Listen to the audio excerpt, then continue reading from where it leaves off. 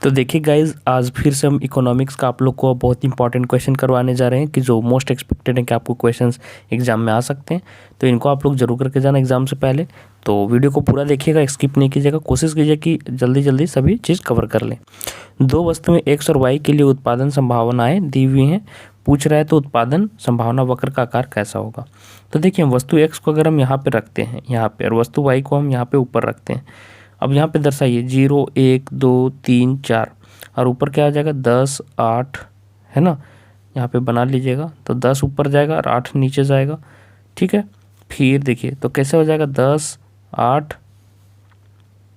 देखिए मैं आपको समझा रहा हूँ, एक्स यहाँ पे जाएगा और वाई यहाँ पे ऊपर जाएगा। तो यहाँ पे क्या होगा 1 2 3 4 5, यहाँ पे शुरू में फर्स्ट में 10 है, फिर 8 है, ठीक है, फिर यहाँ पे 6 है, फिर 4 है, 2 है। देखिए नीचे जाते जा रहा है। तो ये जो वक्र बनेगा हमारा ऐसे बनेगा, ठीक है। तो क्या हो जाएगा हमारा, हो जाएगा ऋणात्मक ढाल। देखिए ऐसे जो रहता है ना, ऐसे जो आपका ढाल रहता है वो ऋणात्मक होता है, ठीक है, याद रखिएगा। और सरल रेखा भी बन रहा है, ठीक है। और ऐसे जो ढाल बनता है वो धनात्मक होता है, ठीक है, याद रखिएगा। चलिए सेकेंड क्वेश्चन देखिए, निम्नलिखित में से कौन अर्थव्यवस्था की एक केंद्रीय समस्या है। केंद्रीय समस्या किसे कहते हैं। क्या उत्पादन करें, तीन समस्या होती है, क्या उत्पादन करें, है ना, क्या उत्पादन करें, फिर कैसे उत्पादन करें, ये भी एक होता है, और एक होता है किसके लिए उत्पादन करें। तो यहाँ पे तीनों में से कौन सा दिख रहा है, यहाँ पे हमको दिख रहा है किसके लिए उत्पादन हो, तो ये वाला हमको केंद्रीय समस्या में आ जाएगा। अर्थशास्त्र में व्यष्टि और समष्टि, मैक्रो और माइक्रो, है ना, इसके लिए सर्वप्रथम किस अर्थशास्त्री ने प्रयोग किया था। तो बहुत ही इंपॉर्टेंट क्वेश्चन है, याद रखिएगा, स्टार मार्क करके। ये क्वेश्चन फैक्ट वाला है, आसान क्वेश्चन है, रैगनर फ्रिस, ये आपका आंसर सही हो जाएगा।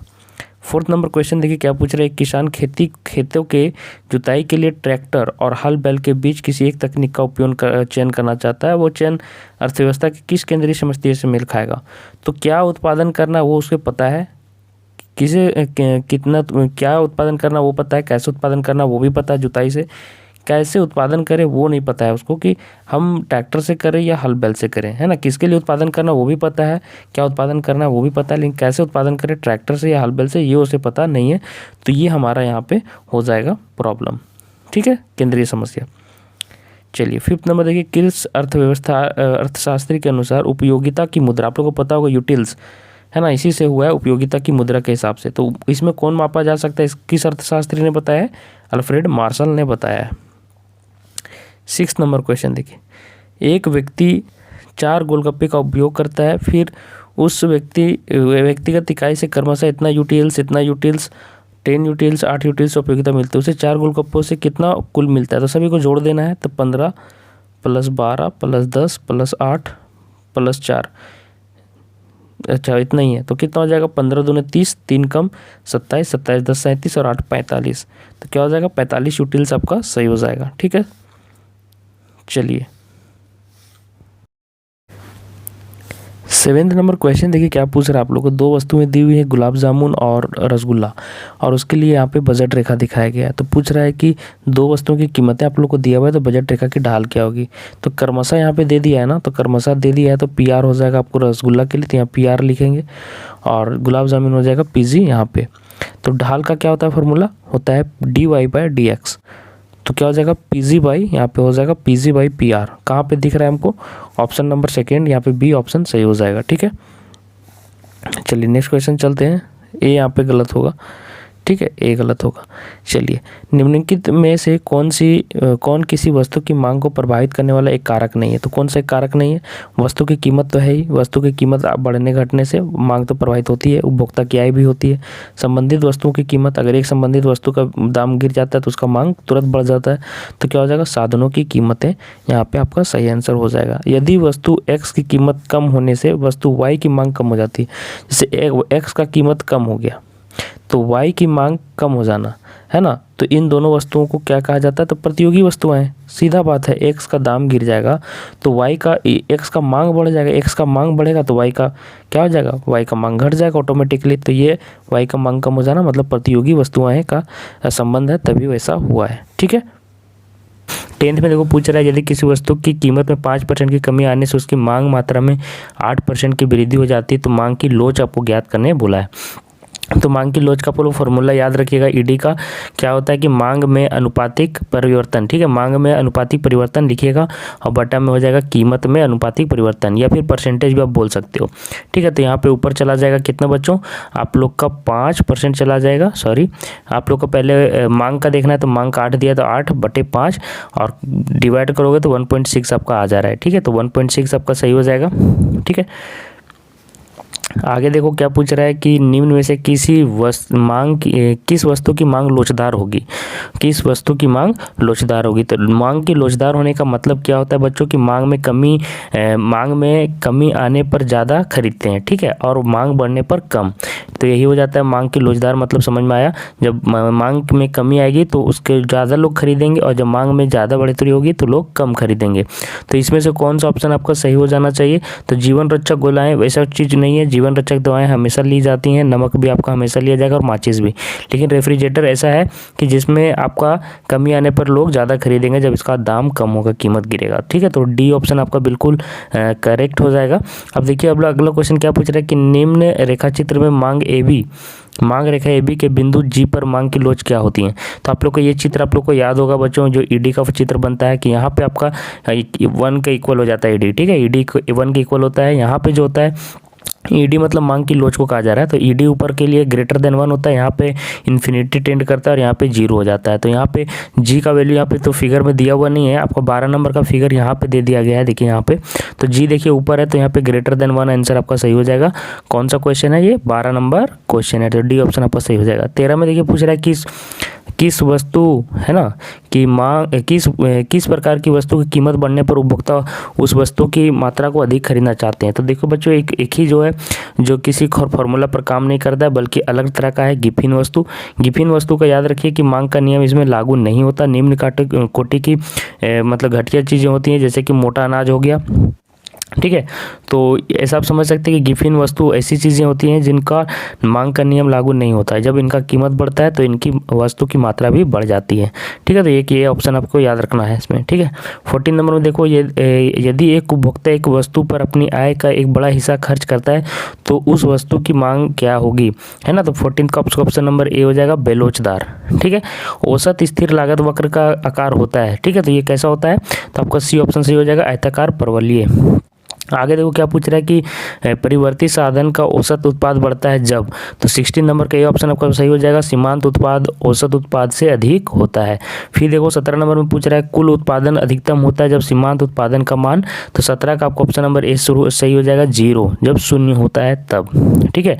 आगे देखिए ये चित्र तो उसी का दे दिया गया है। अब आगे देखिए यदि कुल टीपी मतलब टोटल वैल्यू टोटल प्राइस तथा प्रवृत्ति साधन की मात्रा क्यू है तो उस औसत उत्पाद का सूत्र होगा, तो क्या हो जाएगा। तो 18 का आपका ऑप्शन नंबर यहाँ पे ए बिल्कुल करेक्ट है, टीपी बाई क्यू आपका हो जाएगा, है ना, total price by Q quantity.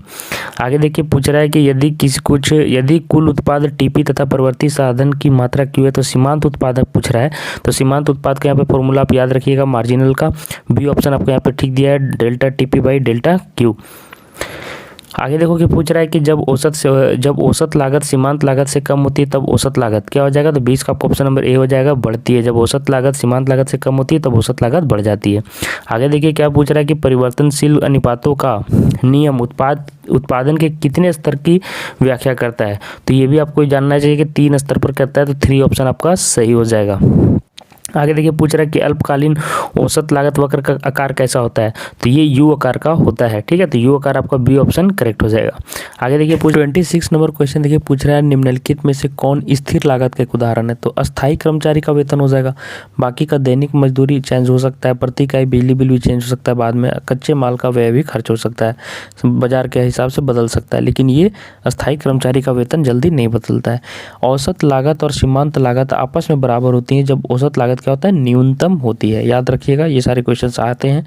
किसी वस्तु की प्रति इकाई बिक्री से एक उत्पादक को प्राप्त राशि को क्या कहलाती है, याद रखिएगा प्रति इकाई बिक्री से जो एक उत्पादक को प्राप्त राशि होती है उसे औसत आगम कहते हैं। ये क्वेश्चन इंपॉर्टेंट है, प्रति इकाई बिक्री से जो उत्पादक को प्राप्त राशि होती है उसे औसत आगम कहते हैं।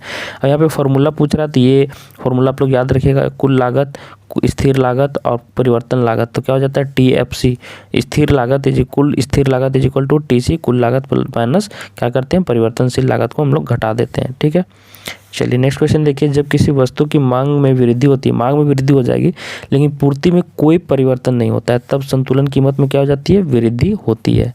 ठीक है, ये याद रखिएगा। चलिए 28 नंबर क्वेश्चन में, यदि किसी वस्तु की मांग को D से दिखाते तथा पूर्ति S हो तो बाजार संतुलन की शर्त में क्या होता है, दोनों इक्वल होता है। याद रखिएगा, मांग इज इक्वल टू पूर्ति हो जाता है बाजार संतुलन के अवस्था में।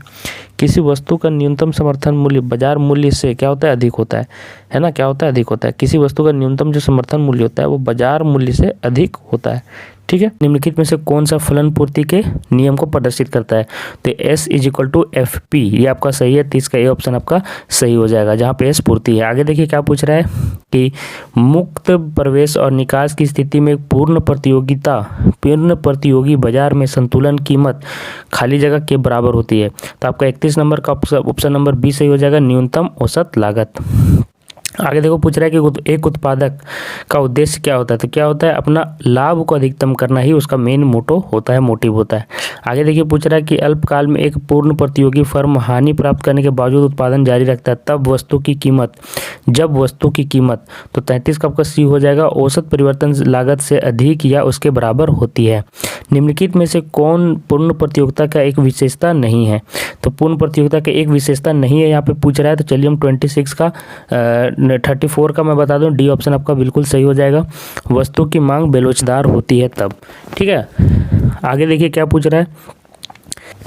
35 नंबर क्वेश्चन है, देखिए क्या पूछ रहा है कि किस प्रकार की बाजार संरचना में किसी वस्तु का केवल एक उत्पादक होता है, तो केवल एक उत्पादक होना मतलब एकाधिकार होना है ना। जब भी बाजार संरचना में किसी वस्तु के केवल एक उत्पादक होता है तो उसे क्या कहते हैं, एकाधिकार। ठीक है, उसका वहाँ पे एकाधिकार चलता है, मनमाना। निम्नलिखित में से कौन सा कथन पूर्ण प्रतियोगिता और एकाधिकार में अंतर स्पष्ट व्यक्त करता है, तो देखिए यहाँ पे पूर्ण प्रतियोगिता और एकाधिकार में कौन सा अंतर स्पष्ट करेगा, देखिए देख लेते हैं। एकाधिकार में पूर्ण प्रतियोगी फार्म की तुलना में अधिक कीमत तय करता है। याद रखिएगा, एकाधिकार में क्या हो जाता है, पूर्ण प्रतियोगिता के हिसाब से बहुत अधिक कीमत ले लेता है और कम मात्रा की बिक्री करेगा ही, क्योंकि उसका उस सामान पर क्या एकाधिकार हो गया है, अब उसको मनमाना रुपए पे बेचता है, इसलिए ये वाला ऑप्शन बिल्कुल करेक्ट हो जाएगा। बाकी देख लीजिए ये सारे गलत है। एकाधिकार में पूर्ण प्रतियोगिता की तुलना में फर्मों की संख्या अधिक होती है, ऐसा नहीं है, ये सारा चीज़ आप लोग देख सकते हैं। ठीक है, आगे देखिए एकाधिकार के अंतर्गत कीमत और सीमांत लागत MC के बीच क्या संबंध होता है, तो 37 का आपको B हो जाएगा, P is greater than MC, है ना।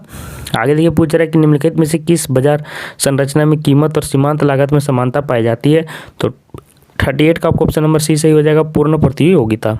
आगे देखिए यदि किसी विक्रेता को प्रति 5 रुपया प्रति कीमत इकाई पर 60 इकाई की बिक्री से कुल आगम पूछ रहा है, तो कुल आगम अभी मैंने बताया टोटल प्राइस गुने क्वांटिटी, जितना क्वांटिटी है तो गुना कर दीजिए, तो 6 × 30 300, है ना। आगे देखिए लास्ट में क्या पूछ रहा है कि उत्पादन कर में वृद्धि से किसी वस्तु की पूर्ति क्या हो जाती है, कमी हो जाती है। तो इस तरह से मैंने देखिए 40 क्वेश्चन का आपको कंप्लीट करा दिया। आगे 1-2 सेट आप लोग को और करवा दूंगा ताकि एग्जाम में आपको फ़ायदे हो। तो आप लोग पहली बार अगर चैनल से जुड़े हो तो चैनल सब्सक्राइब कर लीजिए, और टेलीग्राम ग्रुप का भी नाम मैं बता देता हूँ, रोजगार फोरम है, आप लोग रोजगार फोरम से ज़रूर जुड़ जाएं।